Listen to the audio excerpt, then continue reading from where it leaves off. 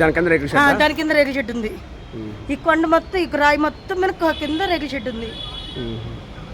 ఇప్పుడు ఇది కూడా పడిపోద్ది ఇంకాసేపు ఆగితే.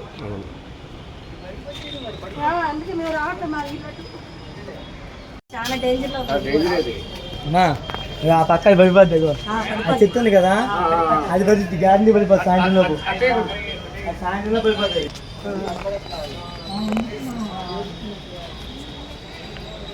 అదిగోండి ఆ రేకుల షెడ్. మర్చిపోయాను, అది కాదండి, అది డాబా. దీని కింద ఉంది ఇల్లు. దీని కింద ఇల్లు ఉందా? దీని కింద ఇల్లు ఉంది, రేకుల షెడ్ ఉంది. అది పిల్లల కంపెనీ.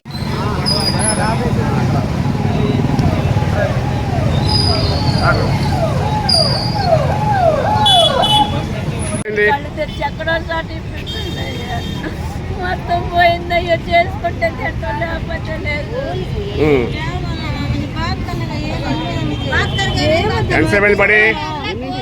నా ఇల్లు పోయిందయ్యా అని చెప్పు.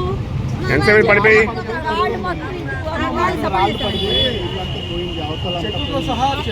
మొత్తం పడిపోయిందండి, గుడి కూడా పడిపోయినట్టుంది. ఆయన కూడా లేడు, ఇల్లంతా అసలు నా ఇల్లే లేదు అసలు.